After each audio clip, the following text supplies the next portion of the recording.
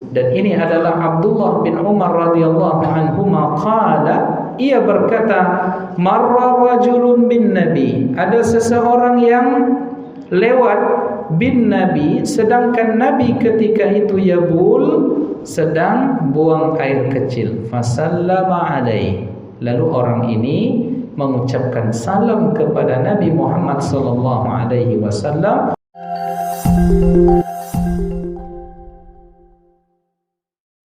Alhamdulillahirabbil alamin.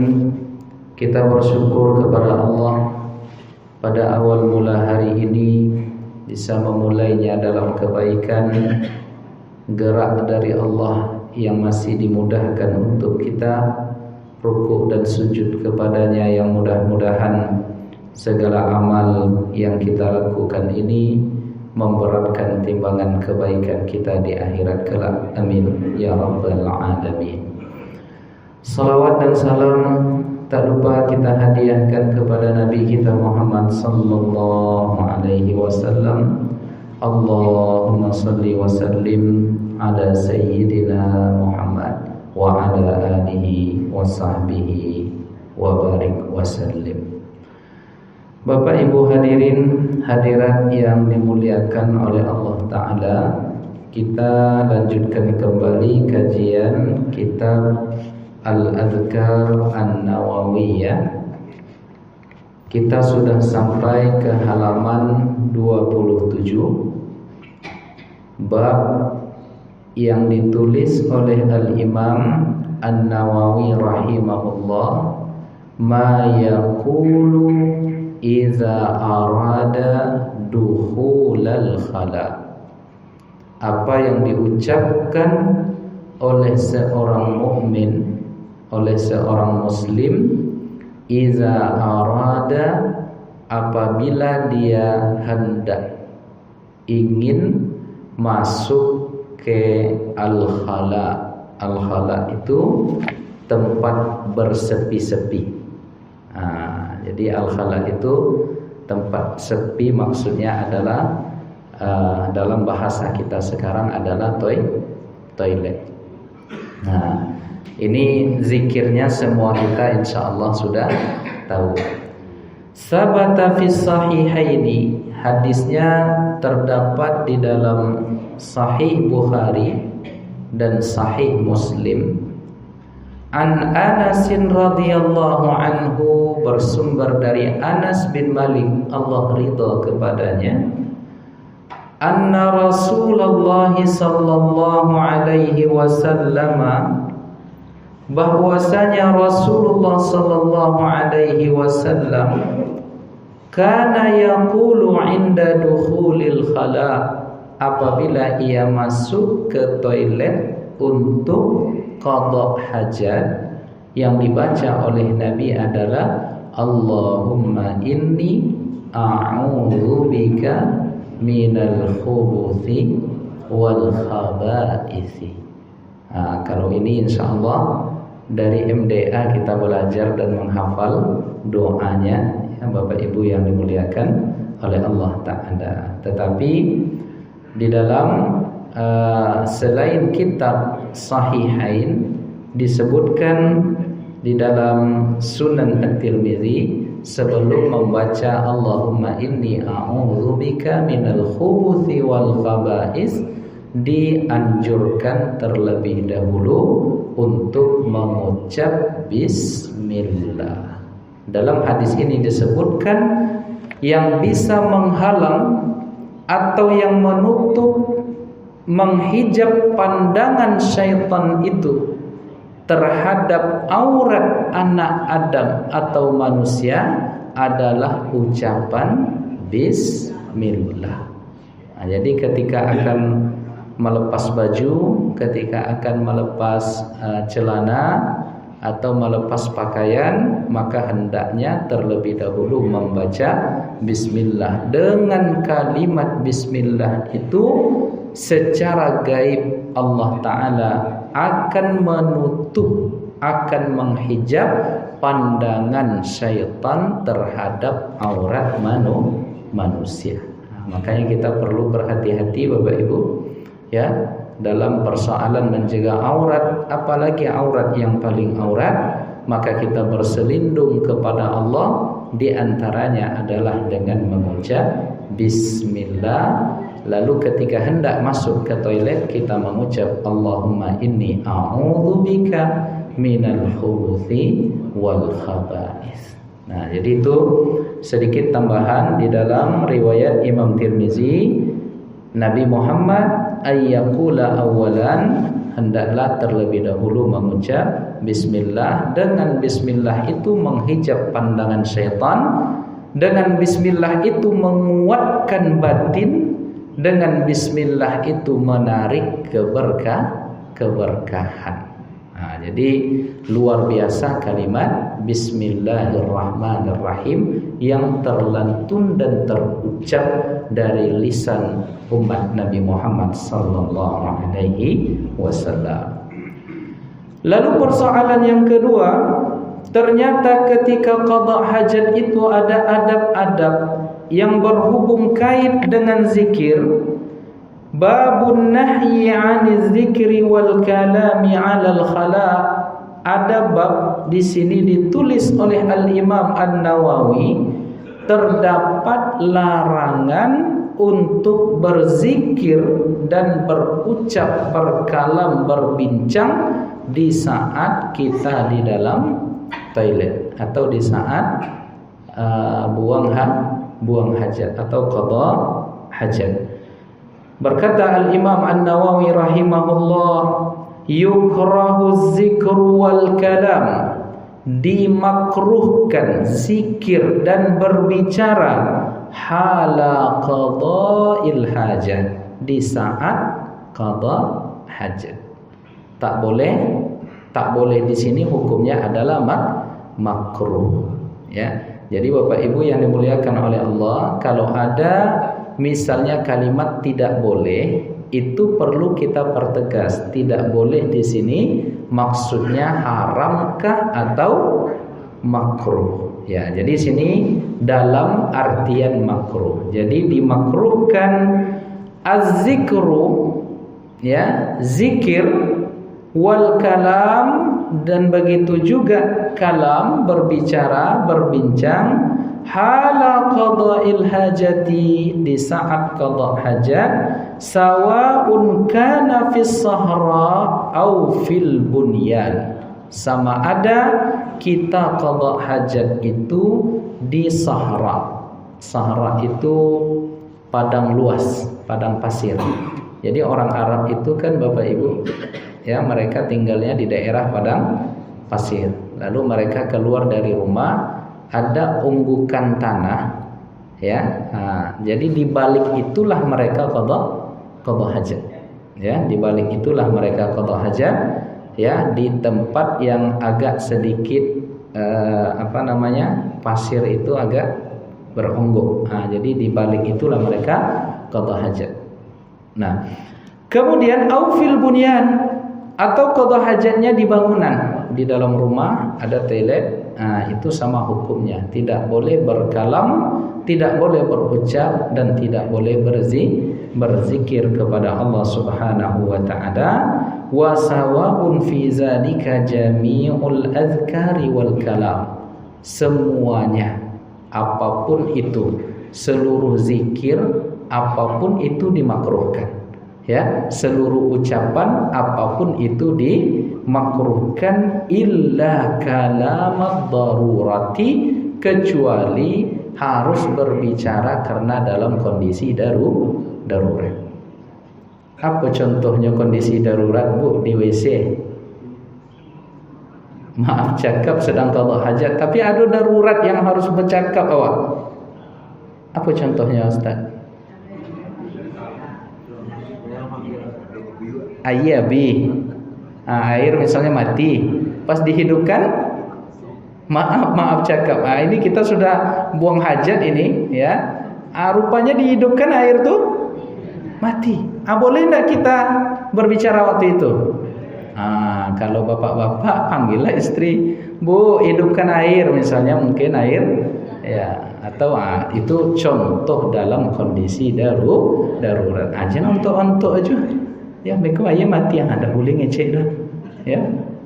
Atau terkurung dalam jangan antuk je terkurung dalam mesin. Panggil orang di luar. Inilah maksud di antara illa kalam darurah, apabila kita dalam keadaan ya darurat, itu diperbolehkan untuk berbicara. Hatta qala ba'du ashabina, sehingga sampai diucapkan atau berpendapat sebahagian ashabina, sahabat-sahabat kami, maksudnya sebahagian ulama berkata, kata Al-Imam An-Nawawi, idza atasa la yahmadullah, bahkan orang yang sedang qada hajat itu apabila dia bersin tidak dimakruhkan mengucapkan alhamdulillah. Jangan pula nanti di WC lagi enak-enaknya acim alhamdulillah. Tidak boleh. Ya, tidak boleh, artinya makruh. Ya, tidak dibenarkan. Wala yusammitu atisan. Begitu juga ketika dalam toilet, ketika buang hajat, kita tidak mengucapkan yarhamukallah kepada orang yang bersin. Kawan di sebelah, ya, toilet itu dekat-dekat misalnya Bapak Ibu, ya, bersin kawan di sebelah, alhamdulillah katanya.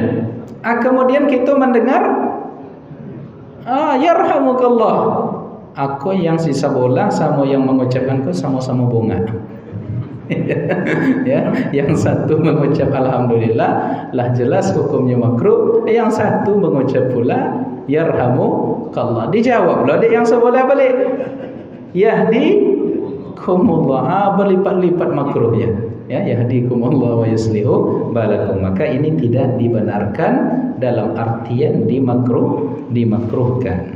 Ya, wala yusammitu atisan wala yaruddus salam. Tidak pula ketika sedang qada hajat itu kita menjawab salam. Assalamualaikum, kata orang misalnya ingin masuk ke rumah, maka kita tidak boleh menjawab salam itu. Wala yujibul muazzin. Tidak pula ketika kita sedang qada hajat tak dibenarkan atau dimakruhkan untuk menjawab azan. Padahal kita tahu menjawab azan itu fadilahnya luar biasa. Siapa yang menjawab azan, kata Nabi, Allahu Akbar, Allahu Akbar, dijawab dengan kalimat yang sama, Allahu Akbar. Tapi sedikit ini Bapak Ibu, ada beberapa kekeliruan dalam azan itu saya dengar, baik di azan, baik di iqamah, baik secara tidak sengaja di dalam takbir intiqal.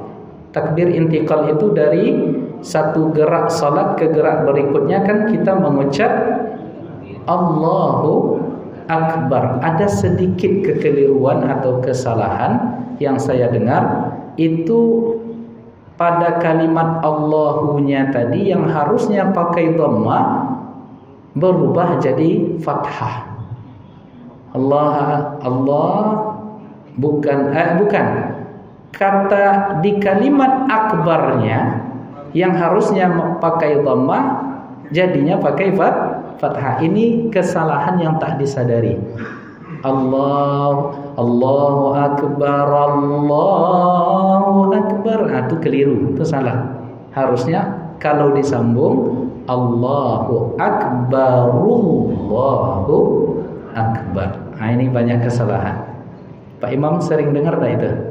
Ya, makanya Pak Imam tadi ingat dia. Jadi Allahu Akbaru bukan Allahu Akbar. Jadi kalau saya sering dengar itu Allahu Akbar, Allahu Akbar, berubah dia. Ya, itu bisa nanti merubah makna. Atau ketika salat Allahu Akbar. Ada juga itu yang agak keliru, dia sebenarnya Allahu, tetapi mungkin ada sedikit lahan itu keselip lidah, ya, sehingga tak terdengar jelas lagi Allahunya tadi. Kemudian yang keliru juga, ini penting nih Bapak Ibu, ya, mengucap Allahu Akbar. Jangan dipanjangkan alif atau hamzahnya. Allahu Akbar. Itu tak boleh berubah makna. Ya, kalau itu dia jadi maknanya nanti adakah Allah itu maha besar. Jadi kami sekolah dulu di Padang Panjang Bapak Ibu. Waktu itu ada sebuah masjid yang imamnya begitu mengucapkan, ya, ustaz-ustaz di pesantren sudah mengingatkan, beliau tak mau berubah juga. Jadi setiap takbir itu Allahu Akbar katanya. Lalu kami protes lah, kan anak muda waktu itu kan lagi semangat-semangatnya. Pak, ini tak boleh nih Pak diucapkan begini Pak Imam, kata kami. Nah, karena merubah makna, karena bisa aja, karena dia nanti akan berubah menjadi Allahu Akbar, alifnya itu adalah hamzahnya istifham. Pas saya bilang begitu tersinggung Bapak Imam ini. Wah, angketek baru katanya. Dan hampir 50 tahun jadi imam. Nah, ada yang protesnya, wah protes katanya. Nah, jadi memang ada cara pula nampaknya ini Pak. Ya, ada caranya kita masuk untuk memperbaiki kekeliruan itu. Dan sebenarnya barangkali bukan dia tak menerima. Jadi mungkin dia sadar kesalahannya, tapi cuma ini mungkin kondisinya tidak pas, entah di depan orang lain atau yang menasihatinya adalah anak kecil. Nah, jadi memang harus pandai-pandai ya agar kekeliruan ini tidak berlanjut. Nah, Bapak Ibu hadirin hadirat yang dimuliakan oleh Allah, kita tahu menjawab azan itu sangat besar fadilahnya.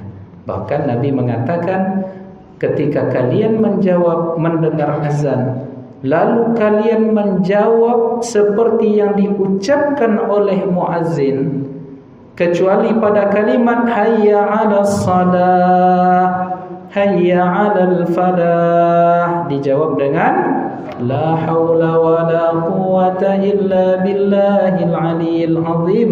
Lalu setelah azan itu selesai, kalian berdoa dan berzikir dengan kalimat Allahumma rabba hadhihi da'wati tammah wassalatil qa'imah ati sayyidana Muhammadanil wasilata wal fadilah wasyarafa wad darajatal 'aliyatar rafi'ah wa ba'athu Allahumma maqaman mahmudan alladhi wa'adta innaka la tukhliful mi'ad halat lahu syafa'ati. Orang yang mengucapkan itu wajib dapat syafaat. Jadi sederhana tapi luar biasa. Tapi yang sederhana ini aja lupa Bapak Ibu. Ya, harusnya ketika selesai azan itu jangan lupa. Ada yang paket minimal. Dalam satu riwayat paket minimalnya itu Allahumma rabba hadhihi da'wati tammah wassalatil qa'imah ati Muhammadanil wasilata wal fadilah. Dah sampai di situ. Tapi kita diajarkan untuk membaca paket lengkap. Maka jangan dilupakan Bapak Ibu, ya, rahasia-rahasia dari satu amalan yang disebutkan oleh Nabi yang ternyata itu berpotensi menyelamatkan kita, dan keselamatan itu kita dapatkan dari mana? Dari syafaat Nabi Muhammad sallallahu alaihi wasallam. Jadi jangan lupa itu. Ya, azan itu bagi yang menjawab, ya, mendengar, berzikir dan menjawabnya ada karunia syafaat, dan bagi yang azan itu ternyata ada pula fadilahnya. Disebutkan oleh Nabi, muazzin itu di akhirat nanti adalah orang yang paling panjang lehernya. Siapa muazzin awak? Hilang muazzin awak. Ustaz, siapa nama beliau? Ustaz Hanafi. Mana Ustaz Hanafi? Ustaz Hanafi ini panjang lehernya nanti di akhirat. Panjang leher itu apa maksudnya Bapak Ibu? Ada penjelasan dari ulama. Panjang leher itu di antara maksudnya adalah orang yang cepat nanti dikenal oleh Nabi kita Muhammad sallallahu alaihi wasallam. Jadi banyak penafsiran terhadap panjang leher itu, yang keseluruhan penafsiran itu menyebutkan pada substansinya orang yang azan itu adalah orang yang cepat mendapatkan karunia Allah di akhirat. Karena kalau panjang leher itu kan di antara bapak-bapak atau ibu-ibu ada yang panjang leher satu, maksudnya bahasa majas, yang mencolok. Yang mencolok, maka setiap yang mencolok kan cepat dikenal dan lama diingat. Tapi ada memang panjang leher itu standar kecantikan, Bu. Di daerah mana itu dikasih letakkannya apa?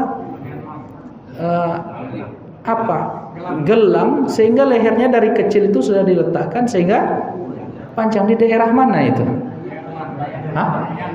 Myanmar? Enggak, di Indonesia, masih Indonesia. Jadi jauh betul Pak Imam. Dayak ya, suku Dayak. Itu pula standar kecantikannya, Pak.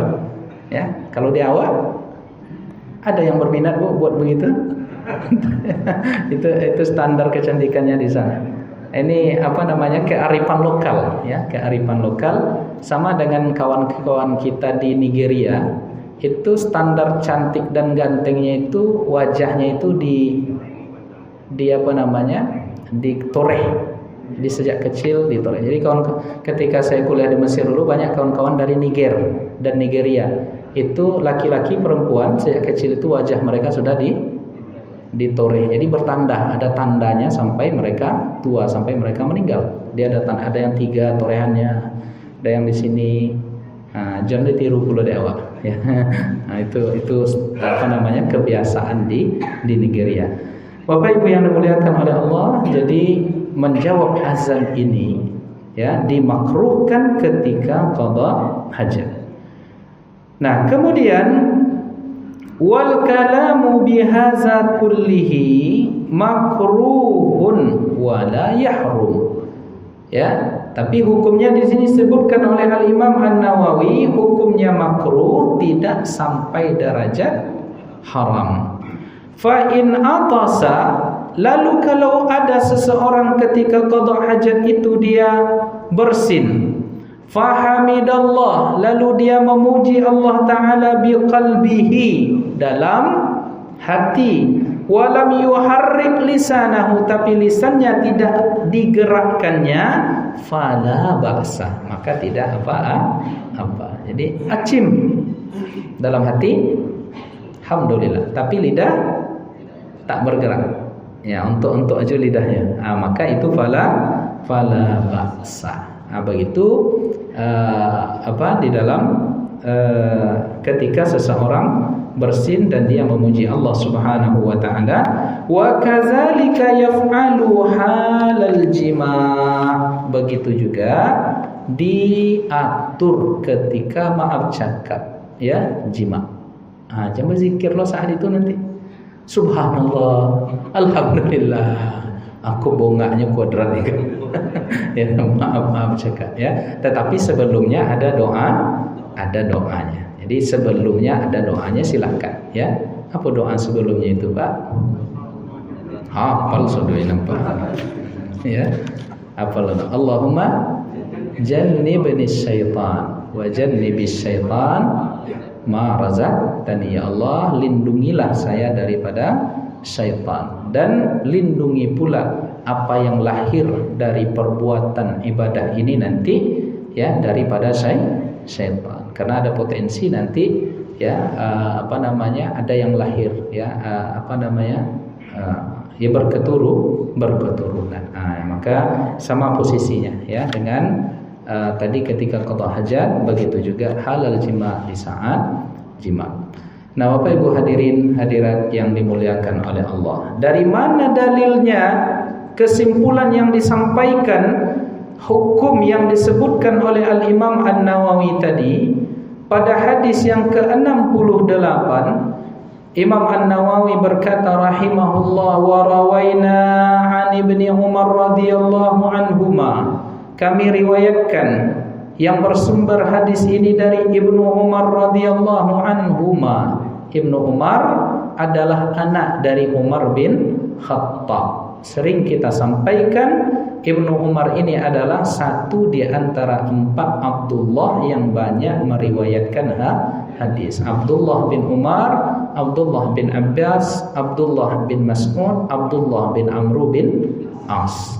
Jadi Ibnu Umar, Ibnu Abbas, Ibnu Mas'ud, Ibnu Amr bin As. Inilah 4 orang sahabat yang awal namanya Abdullah yang banyak meriwayatkan hadis, dan ini adalah Abdullah bin Umar radhiyallahu anhuma qala, ia berkata, marra rajulun bin nabi, ada seseorang yang lewat bin nabi, sedangkan nabi ketika itu yabul, sedang buang air kecil, fasallama alaih, lalu orang ini mengucapkan salam kepada Nabi Muhammad sallallahu alaihi wasallam, falam yarudda alaihi, lalu Nabi tidak menjawab. Jadi Nabi buang hajat, buang air kecil di sebuah tempat di padang pasir, itu lewatlah sahabat, lalu dia mengucapkan salam, Assalamualaikum ya Rasulullah. Nabi Muhammad tidak menjawab. Nah, dari perbuatan Nabi ini disimpulkan oleh para ulama, di saat qada hajat tidak boleh menjawab salam, tetapi hukumnya adalah makruh. Hadis riwayat Imam Muslim.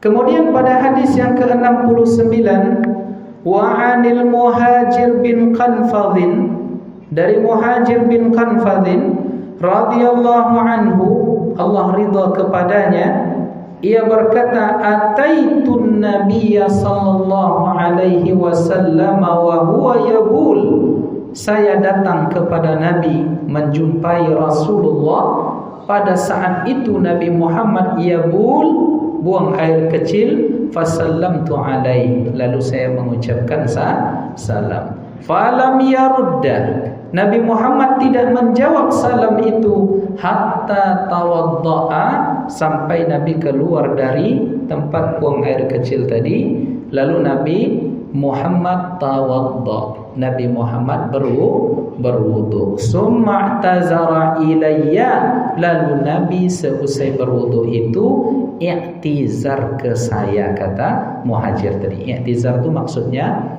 menyampaikan permohonan maaf, mengklarifikasi, menyampaikan uzur. Nah, itu namanya i'tizar. Nah, Nabi mengklarifikasi dalam rangka mendidik umatnya supaya ini disampaikan nanti, diriwayatkan oleh beliau kepada yang lain. Apa kata Rasulullah? Inni karihtu an azkurallah, saya memandang makruh, tidak menyukai an azkurallah, berzikir kepada Allah Subhanahu wa taala, illa ala tuhrin, kecuali dalam kondisi suci. Nah, jadi artinya ketika buang hajat tadi tidak di tempat yang suci dan tidak dalam kondisi suci. Dalam riwayat lain dikatakan ada taharatin, lebih suka Nabi itu dia berzikir dalam kondisi dia suci. Hadisnya sahih. Nah, Bapak Ibu yang dimuliakan oleh Allah Subhanahu wa taala, lalu di dalam bab selanjutnya, apa yang diucapkan ketika kita keluar dari toilet tadi, jangan lupa mengucapkan ghufranaka. Ya, lalu disempurnakan dengan kalimat alhamdulillahilladzi azhaba anniyal adza wa afani. Nah, itu versi panjang. Tapi kalau versi pendeknya minimal membaca ghufranaka, ya Allah, aku memohon ampunan darimu. Sekarang muncul pertanyaan Bapak Ibu, setelah buang air kecil atau buang air besar di toilet, ya, lalu kita keluar, kok kita minta ampun kepada Allah dengan kalimat ghufranaka? Atau kenapa Nabi mengatakan dan mengucapkan ghufranaka, aku mohon ampun kepada Engkau ya Allah? Kenapa kira-kira Bapak? Karena dalam toilet di saat buang air kecil tadi tak bisa berzikir. Jadi sementara koneksinya putus atau terganggu, tak terkoneksi karena dalam kondisi tidak suci, dalam kondisi tidak layak. Maka ketika keluar dari toilet tadi, Nabi memberikan contoh kepada kita, mohon maaf ya Allah, tadi selama di dalam tidak terkoneksi, tidak bisa berzikir. Kenapa Nabi Muhammad itu Bapak Ibu? Ya, diamnya itu adalah zikir kepada Allah Subhanahu wa taala, dan bahkan matanya tidur namun hatinya tidak tidur.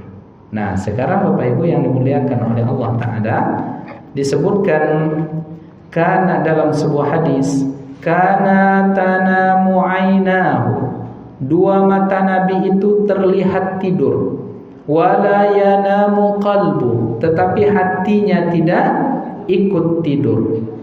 Mengapa demikian? Ya, liya'iyal wahyal ladzi ya'tihi fi naumih. Ya, kenapa hati Nabi Muhammad tidak tidur sedang matanya nampak seperti tertidur? Itu diantara hikmahnya adalah agar Nabi Muhammad sallallahu alaihi wasallam menyadari datangnya wahyu. Ya, kan datangnya wahyu itu entah siang entah malam. Ya, maka ketika matanya tertidur, hatinya selalu terkoneksi. Ya, supaya apa? Supaya dia menyadari datangnya wahyu. Alladzi ya'tihi fi naumi, yang wahyu itu bisa saja datang di saat ia tidur. Wa ru'yal anbiya wahyun, dan pula mimpinya para nabi itu adalah wahyu. Contoh apa? Nabi Ibrahim, ya, wahyunya datang melalui mimpi. Apa kata Nabi Ibrahim? Inni ara fil manam anni azbahuka fanzur maza tara. Wahai anakku Ismail, aku melihat dalam mimpi aku menyembelihmu. Fanzur ma tara, bagaimana pendapatmu? Apa jawaban anak yang soleh? Apa jawabannya dalam ayat itu? Qala ya abati if'al ma tu'mar satajiduni insyaallahu minas sabirin.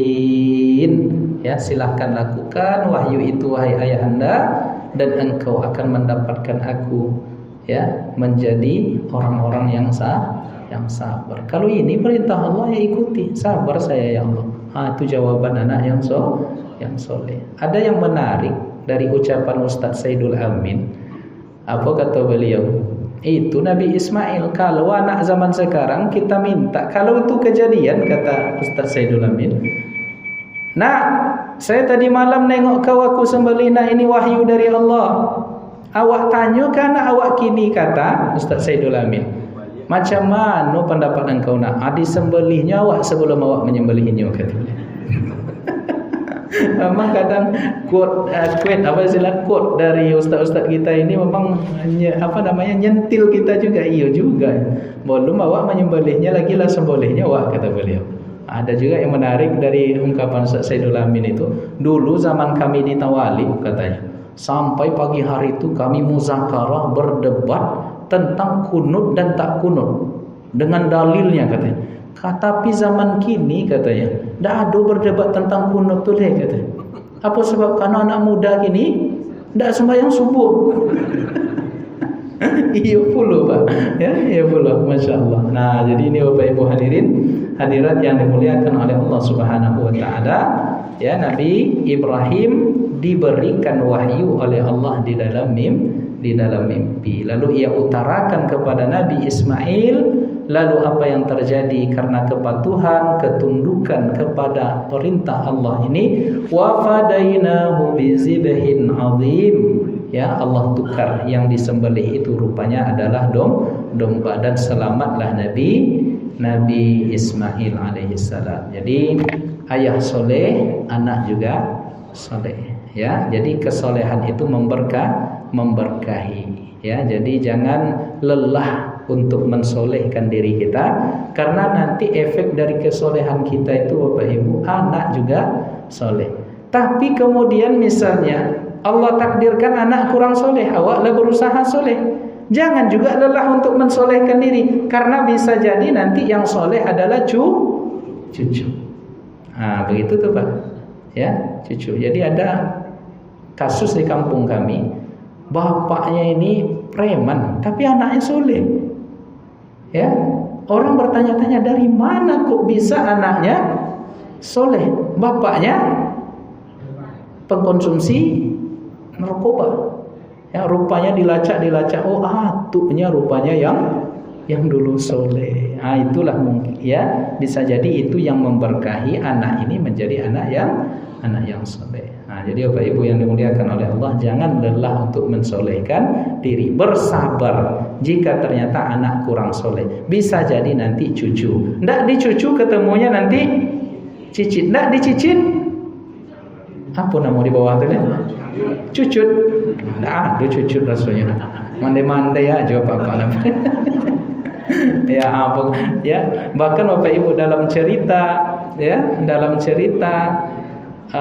Nabi Khadir alaihissalam ketika dia membangun rumah, gubuk yang nampak sudah tumbang itu dibangunkan kembali, lalu diprotes oleh Nabi Musa, kau bisa mendapatkan upah wahai Khadir, tetapi kenapa engkau berbuat sesuatu yang nampaknya ini tak ada guna? Lalu apa kata Nabi Khadir?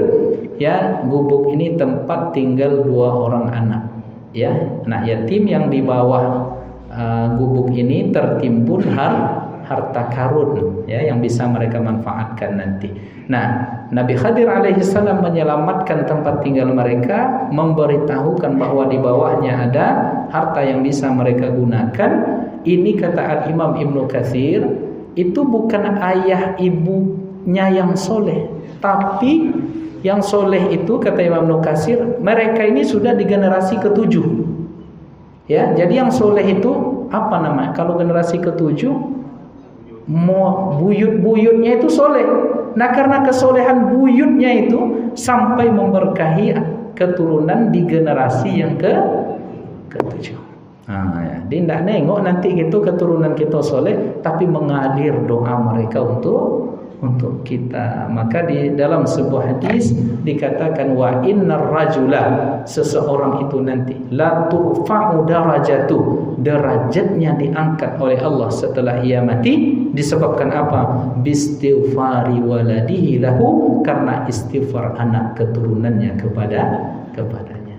Jadi kita tiba-tiba dikagetkan, umpamanya nanti, kok saya dapat kemuliaan ini? Ya, kenapa aku diselamatkan dari azab kubur? Kenapa aku diselamatkan dari neraka? Kenapa derajatku ditinggikan ya Allah? Lalu datanglah kalam ucapan kepadanya, ini disebabkan istighfar anakmu di dunia. Maka luar biasa Bapak Ibu. Dalam sebuah hikayat juga dikatakan Nabi Musa alaihissalam pagi hari dia melewati areal perkuburan. Dia merasakan ngeri di kuburan tadi karena terjadi azab terhadap orang yang sedang berada di kuburan.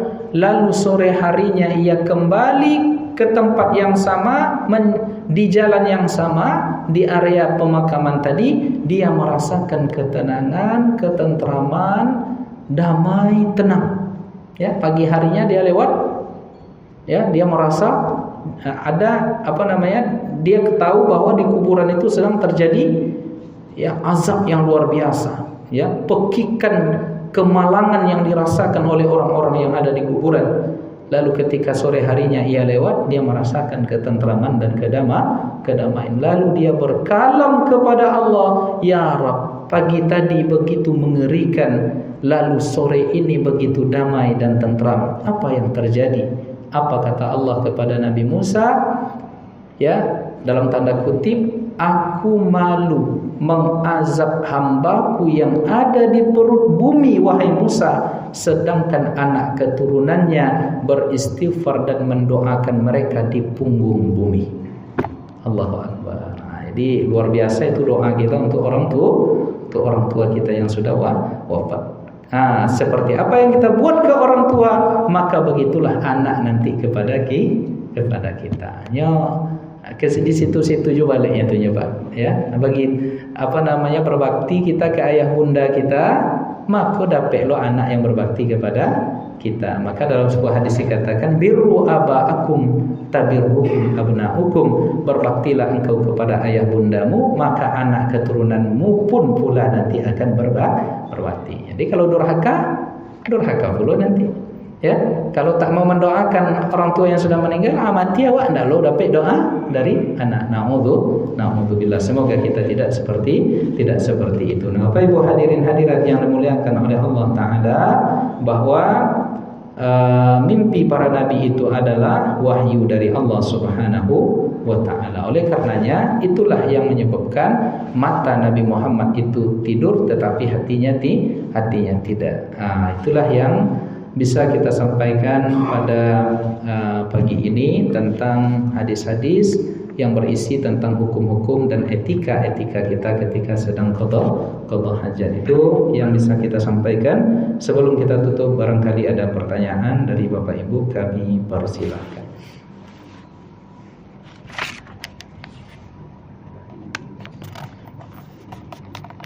Cukup? Kalau tak ada pertanyaan, ya masuk kaji itu ya Ustaz. Baik, kita tutup dengan zikir dan berselawat kepada Nabi. Subhanallah walhamdulillah wa la ilaha illallah wallahu akbar wa la haula wa la quwwata illa billahil aliyyil azim. Subhanallah walhamdulillah wa la ilaha illallah wallahu akbar wa la haula wa la quwwata illa billahil aliyyil azim. Subhanallah walhamdulillah wa la ilaha illallah wallahu akbar wa la haula wa la quwwata illa billahil aliyyil azim.